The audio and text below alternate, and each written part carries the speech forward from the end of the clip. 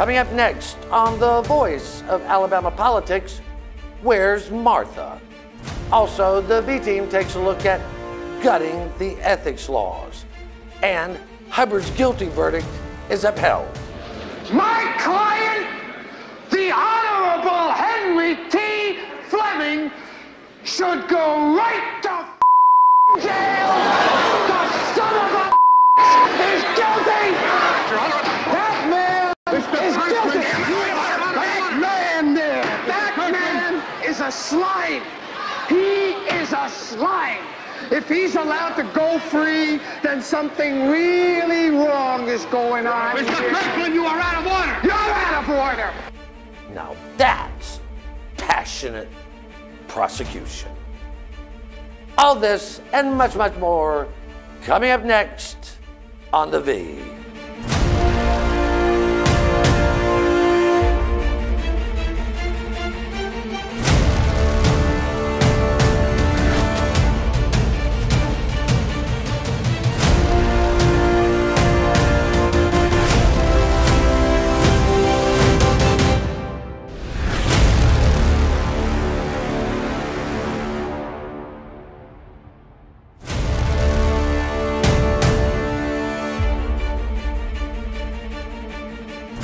Welcome to The Voice of Alabama Politics, where we tackle the tough issues so you have the hard facts.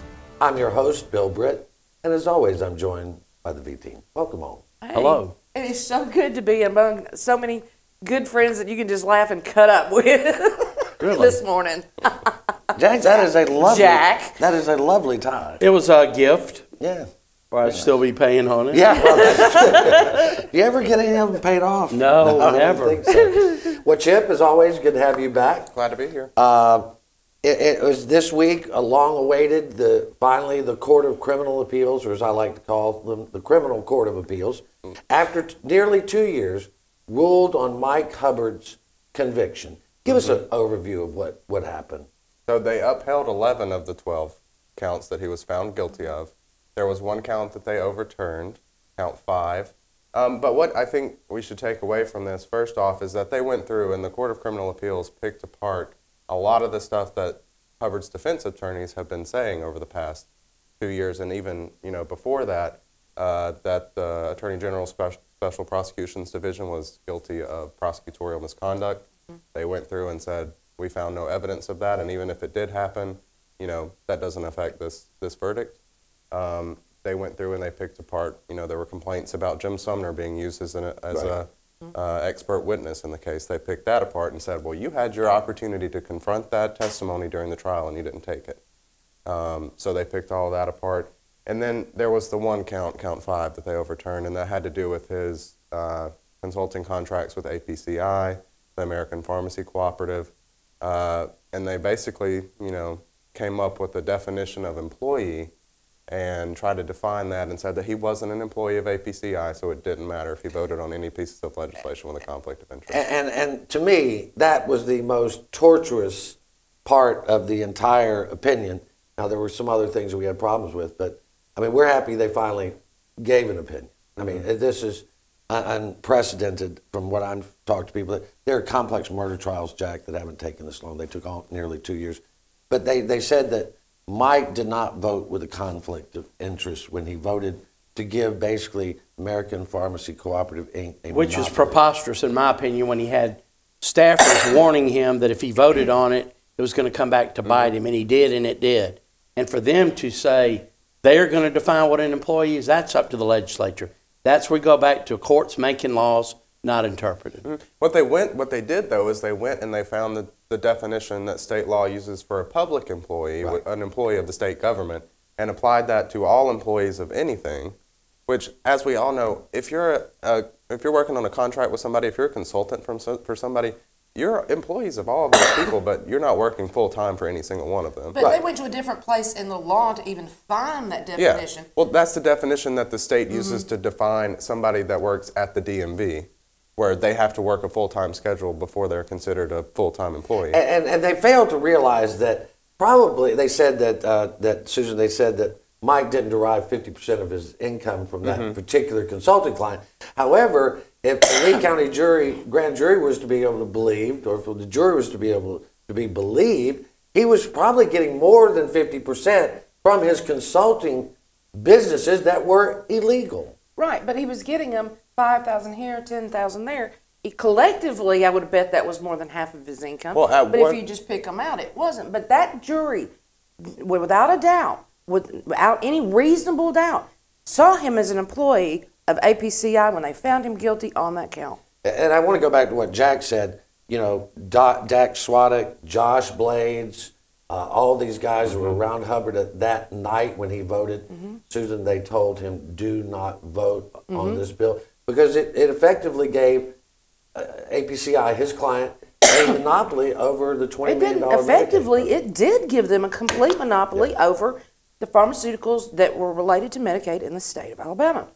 Now, it was so bad that, according to our sources, you know, when Dak Swadek and them found out that APCI was also paying Mike Hubbard, they fired APCI as a client in the halls of the State House on the 5th floor. The minute they found out, they knew. And Josh Blades begged him not to do it. He was the chief of staff. He was the chief of staff. They all knew it was illegal. The jury knew it was illegal. How come the Criminal Court of Appeals doesn't know Jack, it was illegal? Jack, I'm sorry. I tend to think, and we've heard this from some folks, that there may be some other people out there who might be charged with voting with a conflict of interest.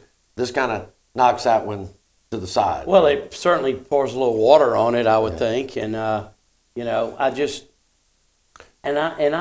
I'm suspicious that they didn't rule on this before now, right? Because we just had a primary. Could it be they didn't want to issue a ruling that could affect other people? And I mean, it's pretty political. I mean, you're absolutely right. This whole thing smells of politics.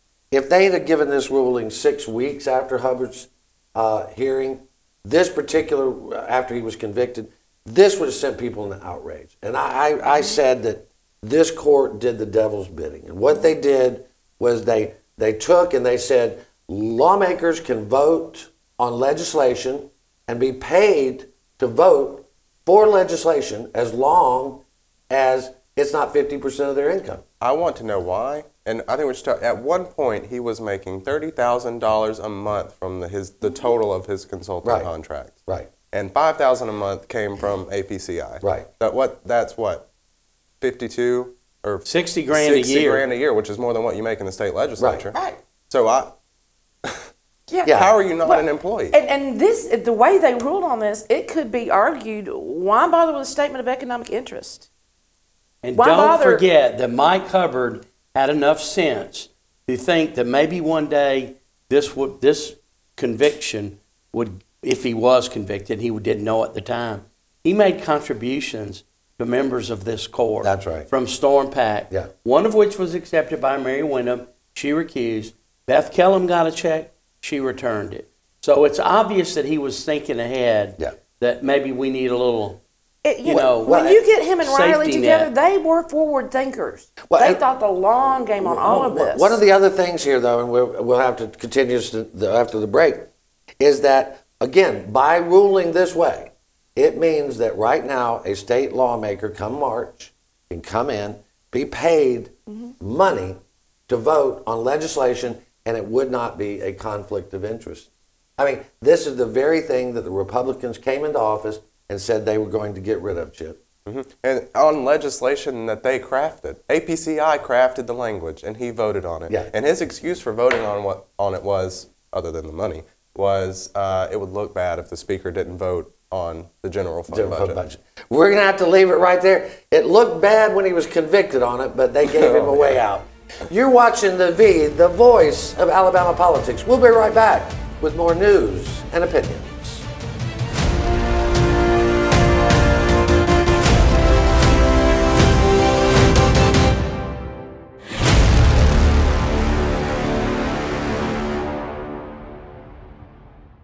You'll never guess what 400,000 people in the U.S. were using when they crashed their cars last year. No, not this.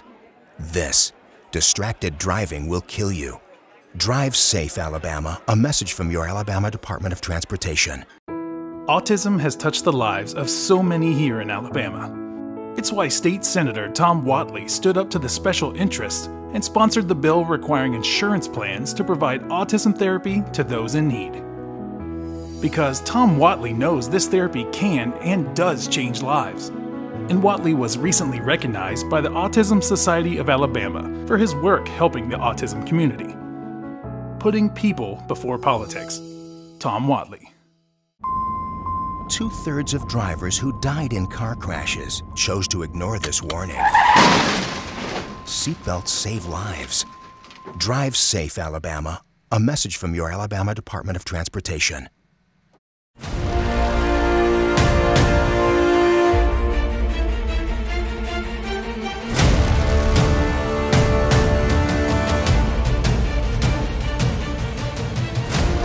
Welcome back to The Beat, the voice of Alabama politics. Jack, I want to get to something we were talking about during the break, and that was the Court of Criminal Appeals. They made some suggestions where they could maybe clarify the law. They did not, however, make them where they might strengthen them.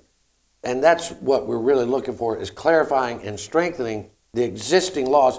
But you made a great point during the break about what happened in 2010. You remember Bob Riley was still governor in November of 2010. Bentley had just been elected.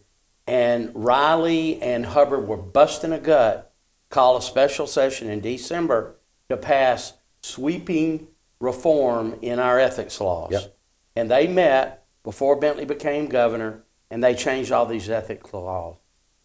I'm pretty sure they were pretty damn clear. And then Mike Hubbard gets convicted under the same laws that he passed some, few years earlier. And I think it's pretty clear. I don't know what all the fuzziness is about what a principal is, what an employee is, what making money off your office is. And one of the things that they have done is that once Hubbard was indicted, they went about trying to change the laws, but not only change the laws, they used people like the Ethics Commission. Mm-hmm. They used various groups saying, well, we're charitable groups, we don't know who a principal is, we don't, to fuzzy the language, mm-hmm. to make it appear like it was not as clear as it is. So people are confused, but not mm-hmm. confused to the point that I think they claim to be. Mm-hmm. But one of the things, and I know, Susan, you were talking about, we wanted to get to this, is that what happens next for Hubbard? Mm-hmm. So the way I understand it is that he has 14 days since the opinion was released on Monday to file for a rehearing, basically asking the Court of Criminal Appeals to rehear the case.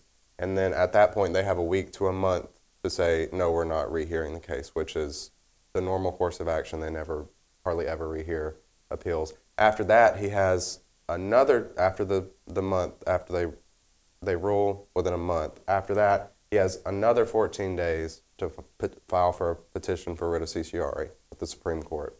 At that point, the Supreme Court decides whether they want to take the appeal and hear it. That can take a month to 2 months for them to decide whether they're not going to hear the case. At that point, if they say we're not hearing the case, that's when we get the certification of the judgment, which would void the appeal bond. That's when he would go to jail. Or they could take the case and we wait another 2 years, and it's been 4 years since he started his appeal. Well, I feel like if, depending on who ends up being Chief Justice of the court, we will see it either be swift or slow. I believe that Judge Tom Parker, if he wins the election to be Chief Justice, I think he's a person that would move swiftly, because I think he's part of the Republicans who want to see strong ethics laws enforced. But the guy was sentenced to 4 years in prison.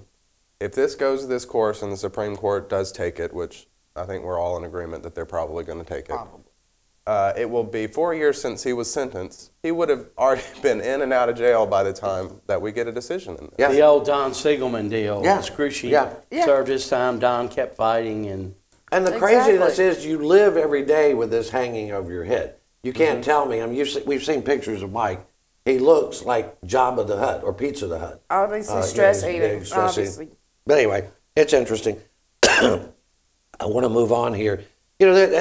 Steve Marshall, before we do, Steve Marshall, the appointed Attorney General, Republican nominee to, or the general election, is he came out and said that the opinion by the Court of Criminal Appeals is why we need this Alabama Ethics Reform and Clarification Committee. He said this is why we need it. You know what? They had the bill last session that made this all crystal clear, and Steve Marshall was one of the ones that kept dragging it through the dirt to keep it from ever seeing the light of day. So it was clarified. They chose not to do it. They had it before last year, too. Yeah. Yeah. And the thing that they want to talk about is what's a principle. Yeah. And the court glossed over that in the opinion. That wasn't that wasn't what they were saying we need clarification on. We need clarification on what an employee is. And, I just want, with the principle stuff, I want somebody to show me an example where it was somebody down some organization's organizational chart, down at the bottom, where this supposed gray area is of whether or not they're in charge of some group giving people money. Right. It's always the people in charge giving them the money. Yeah, right. That's what a principal is, somebody that hires a lobbyist and directs them. Yeah. I think that's pretty clear. I do too. An employee is usually somebody at that the takes a CFO paycheck from someone other than himself. Yeah, exactly. I mean, Yeah. It's pretty simple. It really is. But again, they've used various cases before the Ethics Commission. They've used a ton of lobbyists and lawyers to argue this. I think it's very interesting. And nothing against Ted Hosp. He's a smart attorney. Ted Hosp, who has done some of the most aggressive arguing against this ethics laws that we have. Mm-hmm. He was Steve Marshall's attorney, Susan, when he was accused of taking $735,000 illegally. Marshall turned to him, and now Marshall has done him another favor. He has. Marshall appointed him to this illustrious board that we have here to try to redefine the ethics laws. Now, remember, right after the Hubbard, it was after the conviction, Hosp was the one that authored the tried and true way to get around the ethics laws for lobbyists. Yeah. Here's your personal tour guide, or getting started like you get in your box. Well, and he did it to make money, Jack, and I don't blame him at all. Guide to skirt justice. That's it. Memo. Anyway, like I said, nothing against Ted. He's just doing what lawyers do. Give him a whole bunch of reasons why it might be an alternative fact or an alternative theory. We're going to run out of time here. We got about 45 seconds left, but last Sunday we did not get to this, and we failed to remember, which I did not fail to remember on Monday, was the Women's Equality Day, Susan. That was August 26th. It's commemorating women's suffrage, women getting the right to vote. That was when women, it was signed into law that women had the right to vote. Remember, folks, this hasn't been 100 years yet. I mean, it's that close in our past that women have had the right to vote. It's 2 years before it'll actually be 100 years. Jack, in 1970, they passed a resolution celebrating this day, but now you don't really hear much about it. No, you don't. And I don't have much to say about it. No, I mean, you got to. Well, since we ran out of time. All the women that really, were imprisoned and went through all the things they went through, we don't remember them. And that's bothersome to me. It is bothersome. We're going to have to leave it right there. You're watching The V, the voice of Alabama politics. We'll be right back with more news and opinion.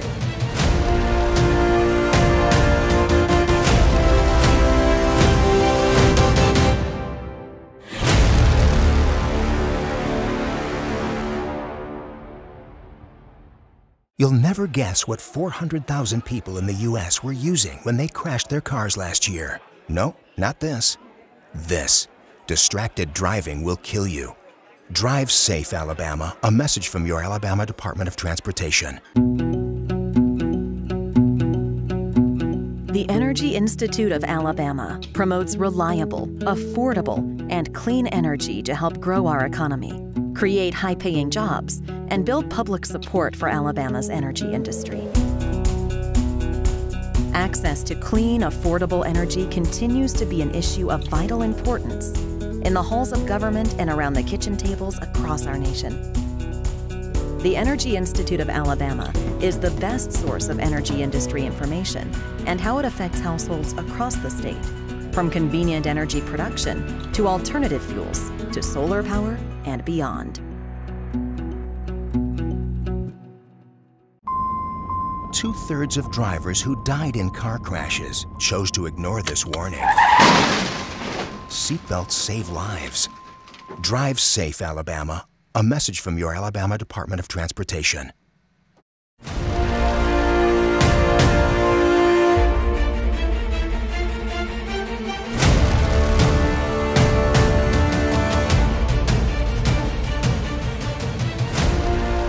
Welcome back to The V, the voice of Alabama politics. Jack, Governor Kay Ivey's team of political consultants have thought that it was they think that it's a good idea for her to attack Senator Doug Jones and her Democratic opponent for governor, Walt Maddox, on the fact that they may or may not support Brett Kavanaugh to the Supreme Court.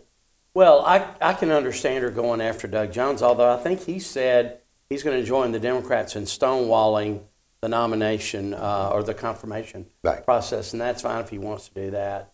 Probably won't need Doug Jones anyway to get him confirmed. But what dog does Walt Maddox have in that fight? Why isn't she asking him his position on improving education, fixing infrastructure in Alabama, making schools safer? What's her plan to do all this? Those are the questions that she ought to be asking Maddox, not how do you feel about Judge Kavanaugh? Well, I mean, he doesn't have a vote in that process. And I'd blow her off too if I were he. Well, her political consultants, Jack, they touted about her vote for the monument, which got us more national headlines. Now, this is not about issues. It's not about issues, because if it were about issues, she would debate, right? Well, I'm not, if I'm Kay Ivey, I'm not sure I would debate either. Yeah. She's in her 70s, and I don't know if you're going to stand up for an hour and a half debate, 2 hours, whatever it is. It's not about issues. It's about riling up the base and getting people, mad about something that the governor or any gubernatorial candidate has nothing to do with. Yeah. Nobody cares what Kay Ivey or Walt Maddox think about Judge Kavanaugh. Yeah, I think that's here's the absurd thing. I mean, she's going after a Democrat for joining Democrats to block a Republican. Okay, that makes sense. And I think one of the reasons she doesn't ask Maddox any questions is because he has answers. Yeah, I think that's true.